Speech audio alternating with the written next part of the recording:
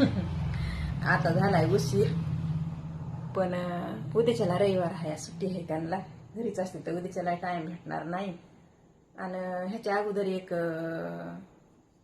मुद्दा जे टाकलाय का त्याचाच हे दुसरा भाग आहे.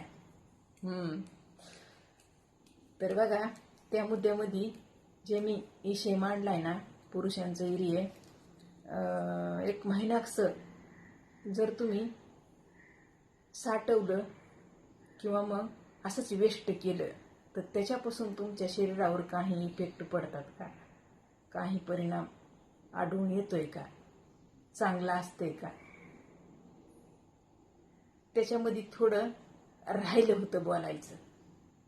आणि खास करून माझ्या नवऱ्याचा अनुभव मला सांगायचा होता, आणि ते बोलता बोलता टाइमच होऊन गेला. तर मग बघा, माझ्या नवऱ्याचा अनुभव कधीचा 94 मधला, म्हणजे तेव्हा आमचं लग्न झालं होतं, पण मी लहान होते. आणि कमीत कमी 1-2 वर्षे आमचं लग्न होऊन, आमचं आता तुम्ही काय बी समजिता त्याला, मी काय करू शकत नाही तुमच्या विचारांना, पण तशा गोष्टीची कल्पना नव्हती मला. हे खरं आहे. आमच्या नवऱ्याला पुरेपूर कल्पना होती. आमच्या नवऱ्याचं वय होतं चांगलं, दाढी मिशा, पोटावर केस, पाठीवर केस, सगळीकडे केस दिसायचे त्यांचे. आणि मी सासरी काय माहेरी काय आपलं राहायचं. तर त्या टायमालाच बघा, त्या टायमालाच आमचा नवरा इकडं मुंबईलाच आणलं होतं त्यांना, आमच्या मावस बहिणीच्या नवऱ्यानं. मावस बहीण होती मुंबईला तेव्हा राहायला, त्यांच्याच पशी राहिले आणि कंपनीत काम करीत होते. तर 1-2 वर्षे ते इकडं एकटेच राहिले होते. आणि त्यांचा ते एक पहिला पडाव होता तरुणपणाचा, तर त्यांना त्या गोष्टी जाणवत होत्या जणू. म्हणजे कसं, दिवसभर जरी काम असले वदवत, पहिले काय फोन होते का काय होते, असं उगाचच कुणाला बघायचं आणि पाणी गाळायचं. आता जसे मुलं 16-17 वर्षाचे ज्यांना कळायले ते ह्या सोशल मीडियामुळं लयच अतिक्रमण करायले. तर म्हणजे हिची तर वागणं झालंय आताच. पहिलं तसं नव्हतं. पहिलं कसं होतं, ते निसर्गाचे देण मनानं झालं तर होऊ द्या की, ते चांगलं असतंय उलट. बघा, मग ते इकडे मुंबईला राहत होते ना, लेकरं बाळ, तर आपलं खायचं प्यायचं, आपलं कामधंदा करायचा, दिवसभर राबायचं, आणि संध्याकाळी आपलं झोपून जायचं. मग झोपल्याच्या नंतर तशा गोष्टी त्यांना जाणवायच्या, फुल झोपीमध्ये. ते बी असं बी नाही की बाबा काहीतरी आठवलंय, काहीतरी ध्यानात आलंय, काहीतरी कुणासंग केलंय, तसलं काहीच नाही. फक्त ते टाइमच त्यांचा तरुणपणाचा. आता फुलगार झोपीमध्ये माणूस, आणि त्या मुलाला तसं नक्कीच होतंय म्हणा, संतुष्ट होतंय म्हणा मुलगा झोपीमध्ये ऑटोमॅटिक मनानं. आणि ते किती गार झोपीत असला ना तरी बी त्याला ते सगळं असं जाणवतंय म्हणा, समाधानी झालेलं, संतुष्ट झालेलं. एरिये ते बाहेर पडत आहे म्हणा ऑटोमॅटिक. आणि असं बाहेर पडतंय की ते सगळ्या गोष्टीचा अनुभव मिळतोय एकदम योग्य पद्धतीनं. असं म्हणजे ते उबाळी जी आहे ना ती त्यांना येऊन जाते, आणि त्यातच ते वीर्य बाहेर पडत आहे. आणि मग ती कल्पना, ती फिलिंग, ते अनुभव, ते आनंद, मन कसं प्रसन्न राहतंय, असं आमच्या नवऱ्याचं म्हणणं आहे. चेहऱ्यावर टवटवी, एक आनंद, एक शरीरामध्ये अशी एनर्जी, फुर्ती शरीरामध्ये, असं कमजोरी नाही, बळकटपणा येतो म्हणा. तसं झाल्याच्या नंतर, झोपीमध्ये झाल्याच्या नंतर बळकटपणा येतो म्हणा, आणि अशी टवटवी राहते म्हणा. आपल्या बॉडीवर, शरीरावर, असं म्हणजे चेहऱ्यावर. आणि जे मुलं जे आहेत ना बघा, आत्ताच्या ह्या काळात ते मुलं ह्या सोशल मीडियामुळे जास्त बिघडलेली, जास्त व्यसनाच्या आहारी गेलेली, कमीत कमी 50पर्यंत गेले तरी त्यांना पार्टनर नाही, जोडीदार नाही. आणि त्यांचं तरी साहजिक आहे ते नाद लागायचं. नाईलाज असतो काही जणांचा, ज्यांना जास्त ते जाणवतं ना त्यांना. पण तरीही तितक्यातून कमीत कमी नाद करून घ्या, नाहीतर तुमच्या शरीरावर नक्कीच त्याचे परिणाम दिसून येतात बरं का. जसं जसं म्हणजे तुम्ही ते वीर्य वेस्ट घालवताना तसं तसं तुमचा त्या शरीरामध्ये एक पोखरून गेल्यासारखं ते पोखरून जातं म्हण शरीर. आता म्हणजे बघा ना, तुम्हाला एक दिवस जेवण नसलं तर गळून जाता तुम्ही. तुम्ही म्हणजे आपण सगळेच. आण आहे तर ज्ञान आहे का नाही, नाही तर काय खरं आहे. पोटाला भाकर जर नाही मिळाली तर माणसाला उठून बसा येते का सांगा तुम्ही? नाही बसा येत. मग जेव्हा आपण अनपाणी खाताव तेव्हा आपल्या शरीरामध्ये एनर्जी येते का नाही? बळ अवसान येते तेव्हा. मग ते आपण जे खातो ना, भाकर भाजी काय जे आहे ते पोट भरितो ना, ते पोट भरल्याच्या नंतरच कुठंतरी आपल्या त्या शरीराच्या प्रत्येक अवयवाला बळ मिळतं, या शक्ती अंगामध्ये येतेच ना. तर त्याच्यातूनच आपलं रक्तप्रवाह, रक्तपुरवठा नसामध्ये ते कमीत कमी लेवलमध्ये तरी राहायला पाहिजे म्हण बरं का. आता तुम्ही तुमच्या पोटालाच पोटभर खात नाहीत म्हणल्यावर तुमच्या अंगात रक्त कुठून येणार आहे? आणि मग रक्त नसल्यावर तुम्हाला ते युरिया तिथून कसं बांधणार आहे? कोरडच पडन ना. हो, असं आहे म्हणा. आता तरुण असताव, जवान असताव, ते वय असते तुमचं, त्याच्याने ते जाणवत नाही तुम्हाला त्या टायमाला. पण पुन्हा पुढे चालून 35च्या पुढे गेलं एकदा, विषय खेळ खालास होतंय म्हणा. तर जास्त नाद नाही लावून घ्यायचा मुलांनो तशा गोष्टीचा. निसर्गाने ऑटोमॅटिक मनाने कधी झालं तर होऊन जाऊ द्यायचं, मोकळं होतंय माणूस. जास्त साठवून बी नाही ठेवायचं.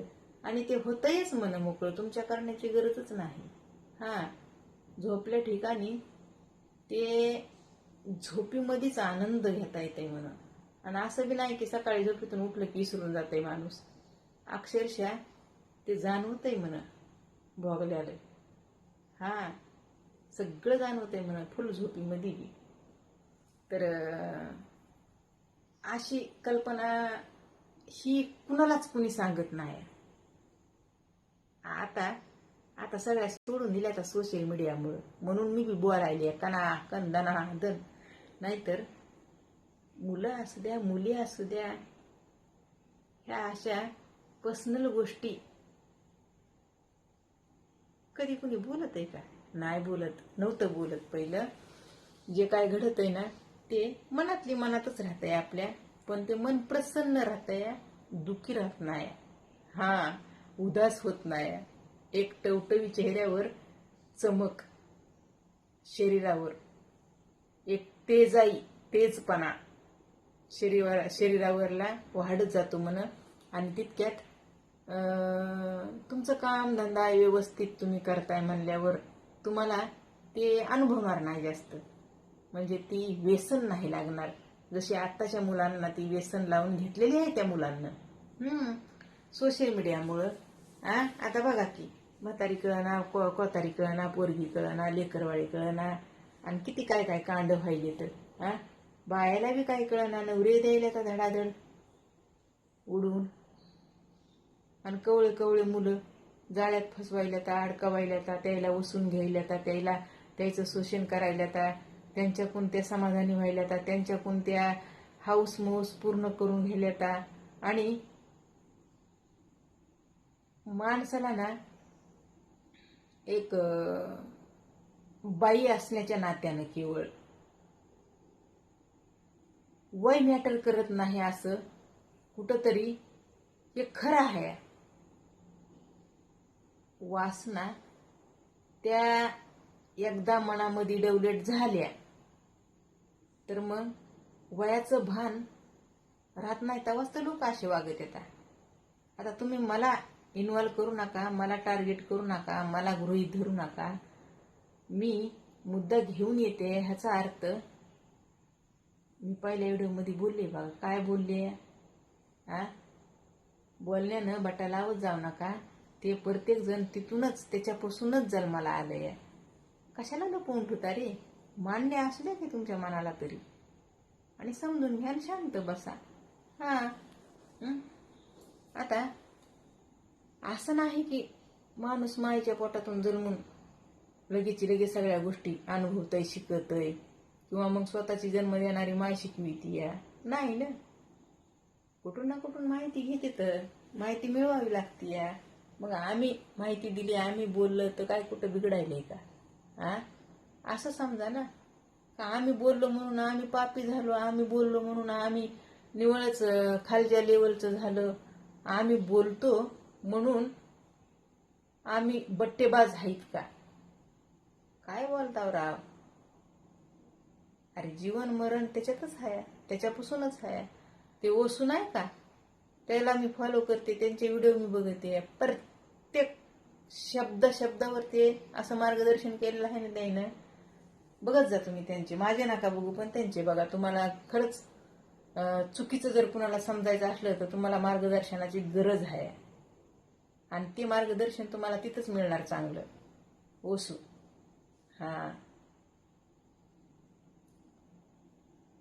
भागम्या त्या योनीबद्दल मुद्दे मांडले, कुणाला आवडले नाही तर, पण ते सत्यता आहे ती. म्हणजे सती शिव पार्वती ह्यांचे रूप, आणि त्या घटना घडून गेलेल्या आहेत का काल्पनिक आहेत, पण ते आहेत ना वास्तव्यामध्ये आहेत. मोठं मंदिर आहे कामाख्या देवीचं. आणि त्या कामाख्या देवीच्या तिथं काय मूर्ती फिरती नाही, डायरेक्ट योनीची पूजा होती. आणि ती योनी कधीच कोरडी नसती, जसं की बाईची योनी कोरडी कधीच नसती. जी बाई मादक आहे तिची योनी कधीच कोरडी नसती. जी बाई रोगेली आहे तिचं काय सांगता येत नाही. पण कमालीची गोष्ट आहे का नाही, कामाख्या तिथं मूर्ती फिरती नाही, आकृती नाही ह्या शरीराची, पण शरीराचा एक भाग ते म्हणजे योनी, आणि त्याची पूजा होती. आणि ते योनी अशी एक पवित्र जागा आहे, हे मान्य असं पाहिजे सगळ्याला. आपल्या जीवनाचं द्वार तुम्ही त्याला एवढं नीचतेनं बघत आहो, आणि एवढी घृणा करून दाखवित आहो, पण तिच्याशिवाय तुम्हाला आहे का रे सतनागत आहे ना. जन्माला यायचं झालं तर तिथूनच येत आहो, जीवन जगायचं बी झालं तर तिच्यामुळेच जगत आहो. काय जायचं बी झालं असतं ढगामध्ये कवा, तरी बी तिच्यापासून जन्माला आला तेव्हाच तर तुम्हाला ढगात जायची पुन्हा संधी मिळायची. ते नाही का नरक स्वर्ग, माहित नाही कोण बघत आहे कोण नाही की, पण ते आहे ना. तसं ते योनीचा एक पूर्ण सृष्टीमध्ये मेन भाग आहे. आणि शिव महादेव, देवादिदेव महादेव, त्यांचं लिंग म्हणजे काय, हे काय सांगायसारखी गोष्ट आहे का? लिंग नावच आहे लिंग, कळलं का? देवाच्या अवयवाचं ते लिंग जे नाव आहे ना, ते सगळ्याला आहे. सगळ्याला असून बी नाटकं करता तुम्ही, दुसऱ्यांना मूर्खात काढायला बघता. सत्य शिव करा. देवादिदेव महादेवाची पिंड आणि त्या पिंडावर एक लिंग असतं. ती आकृती तुम्हाला काय शिकवते? काय शिकवते? दूध वाटायचं, दही वाटायचं, ताक वाटायचं, पाणी वाटायचं, फुलं वाटायचे, बेल वाटायचं, पुन्हा पूजा करायची, हळद लावायची, कुंकू लावायचं. ह्याच्या अतिरिक्त तुम्हाला त्याच्यापासून शिकायला काय भेटतं का नाही? ज्योतिर्लिंग आमच्या परळी वैजनाथ मध्ये आहे.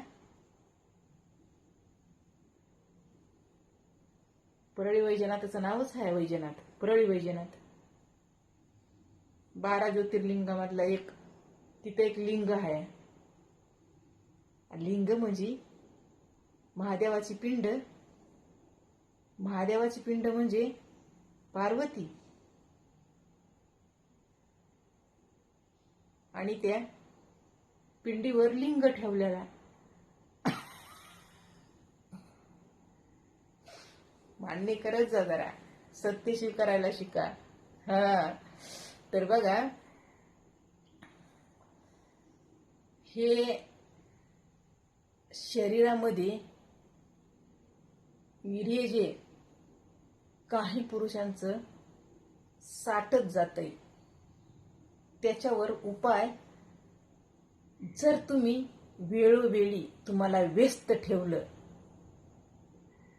जिम मध्ये, व्यायामामध्ये, कसरत करण्यामध्ये, कामामध्ये, तर मग तुम्हाला व्यसनाच्या आहारी जावं लागायचं नाही. आणि हळूहळू तुम्ही जर ते सहन केलं, वीर्य साठवायचं, तर पुन्हा तुम्हाला असं एकदम वसून घेतल्यासारखं, रोआ गेल्यासारखं, असं म्हणजे निराश निराश निराश होते. तर लेकरं फुकटचं वेस्ट घालून वीर्य घालत जाऊ नका. कामाकामी नाद एकदा सुटत नाही माणसाचा, पण कामाकामी. पण सहजासहजी वीर्य वेस्ट घालायचं नाही. ते एक रक्ताचा दुसरा भाग आहे तुमच्या. रक्तच शरीरामध्ये नसलं, रक्तच कमी पडत असलं तुम्हाला, तर मग तुमच्या शरीराचा अवयव कुठं ना कुठं तरी एक ब्लॉक होतंय. असं समजत जा. मग तुमच्या लिंगाला ब्लॉक व्हायला किती टाइम लागायला आहे काय? त्याच्यामुळं कामामध्ये व्यस्त राहत जा, त्या व्यसनामध्ये व्यस्त नका राहू. सोशल मीडियावर बघितली बायकी, काढलं हातानंच आपल्या हलवायचं आणि गाळायचं. ह्याला काय अर्थ आहे करा? लिमिटमध्ये राहत जा, व्यवस्थित टवटवीत मस्त एक मुसमुसा जवान छोरा. कळलं का? खायचं पियचं आणि बिंदास राहायचं. काय रुवा गेले होऊन बसायली ते लेकरं, काय नाही की शरीरातली ऊर्जा सगळी बाहेर फेकून. तुमच्या शरीराला ती एक ऊर्जा आहे, वीर्य महत्वाचा भाग आहे ते. कळलं का?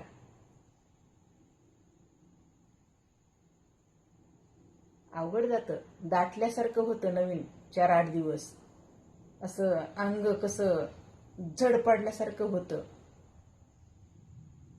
पण त्या 4-8 दिवसामध्ये एकदा तरी हलकं होतच असताल की, जरी मनानं नाही झालं तरी. असं पुन्हा आणखीन 4-8 दिवस, पुन्हा आणखीन 4-8 दिवस, असं करीत करीत एखादी 2 बार ठीक आहे. 4-8 दिवसाला ऊर्जा बी राहते, या एनर्जी तुमच्या शरीरामध्ये. आणि त्या एरियाचं वेष्टीकरण बी होत नाही जास्त. बरोबर ना? वेळ संपला बघा, अजून बोलते मी नंतर पुन्हा. पण ही अशी घटना आहे बरं का. परत बोलायचं आहे मला. मी उद्याच्याला बोलते, उद्याच्याला नाही काढणं झाला व्हिडिओ तर उद्याच्याला संध्याकाळी बोलते, असंच टाइम काढून. सपोर्ट करा मला. आणि लाईक करत नाहीत लोक व्हिडिओला. काय फरक पडतो लाईक केलं तर? व्हिडिओ काढ वाटणार मला, लाईक मिळत माहितीये.